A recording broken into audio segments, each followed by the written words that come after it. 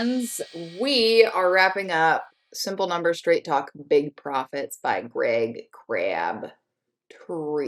I'm just going to spend some time pulling out my favorite bits of section 2, which is titled Building on the Foundation.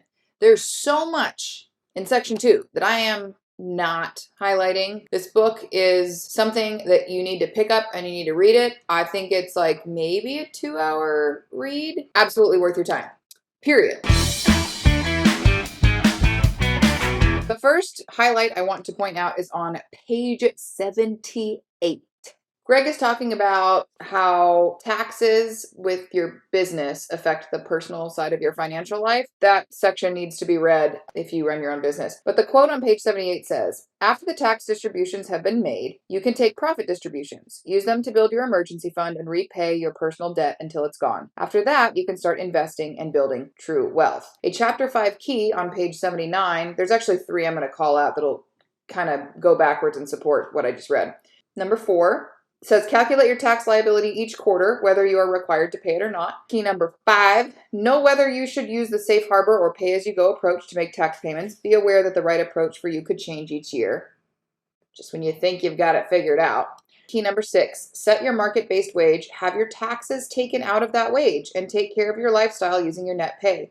Leave your distributions in the business to first cover business taxes, and then build wealth. In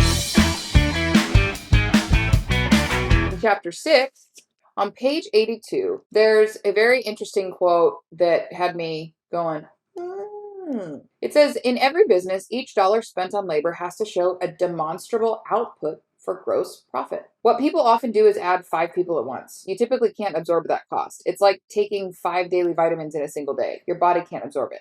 It's more efficient to hire people on a more regular cycle and give them more direct attention. A little bit lower on page 82, there's a big heading that says, can culture and profitability coexist? I mean, I would hope so. There's a quote that says, it's a good idea to document your culture and how it ties into your profitability as a business, because the more you document it, the easier it is to live it and maintain it. And that's pretty cool. You have to make sure that your culture doesn't excuse people from getting their jobs done. There's an economic relationship between productivity and the amount you're paying people to get things done. If this relationship isn't balanced, you have a flawed business model. Following that on page 84, there's a section that says how market forces impact salaries. Employees often end up being underpaid because they came into the company at entry-level positions. Even though you inch their pay up every year, you suddenly realize you're adding new people who are making the same amount as employees who came into the business 2 years earlier. You must decide if those people are underpaid and worthy of a higher salary. A little bit lower, page 85. Be careful about hiring people for $40,000 a year when they're used to making $80,000 a year. You need to have a career path that gets them back up to $80,000 a year, because when their original industry bounces back, they'll leave you to get their $80,000 job back. You often have to consider these transitional people to be short-term employees. Page 92 has a cool quote that made me think of another book. People will tell you that getting more money will change their performance, but it's usually more effective to use small amounts of money along the way to recognize outstanding achievement. This quote absolutely made me think of Daniel Pink's book, Drive. I'm reading that right now, and it's all about motivation. But the tie-in that this quote made me think of is how using money as a motivator typically backfires with very few exceptions. If it's any type of creative, right-brained work, then using money as a motivator, it backfires. It's not productive. It's not an intelligent choice. Paying people enough so that they don't have to think about money is kind of the way to go. And also the Netflix book, No Rules Rules, is also of that mind. Netflix pays people high salaries, top of market value, so that it's just like, it doesn't need to be up for discussion, right? I'm getting paid well, I'm respected in terms of money, and now I'm just going to do my job great. Chapter 8, Greg Crabtree is talking about reporting rhythms, and he lays out his daily and weekly and monthly reports. He mentions on page 113, no matter where I am in the world, I get a daily email that tells me who paid us that day and what the cash balance is. That may sound like basic information, but it really does matter. I can see if a long overdue bill was paid and who pays their bills on time. If the cash balance is low, it tells me to have a great sense of urgency to solve the problem. If it's high, it tells me all is good. He talks about that quite a bit, shows an example of his daily cash balance report. All right, jump into chapter 10, which is titled Skip the Budget, Learn to Forecast. Learning to forecast. Not something I have totally figured out, guys. But interestingly enough, the first book that I did a segment on, The Great Game of Business, is big into forecasting as well. Page 166. Hope is not a strategy.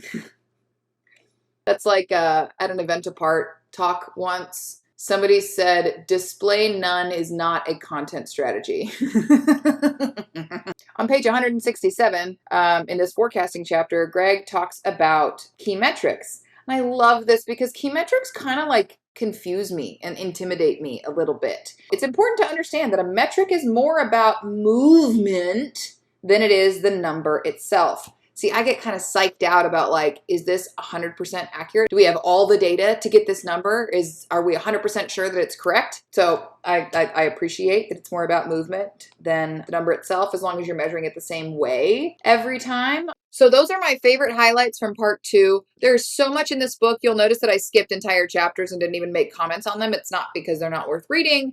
It's because I have to be selective about what I pull out and quote so that these aren't an hour long. Again, I mentioned this in the first segment. I really think that this should be like a requirement to own a business, period. To be implementing Profit First, which we are, without the knowledge in this book, I find ill-advised. I find it ill-advised. So I recommend partnering. If you're going to read Profit First, read this. Even if you're not, read this. If you are a business owner, read this. This is one of my highest recommended books so far for business owners. Like, no questions asked, read it.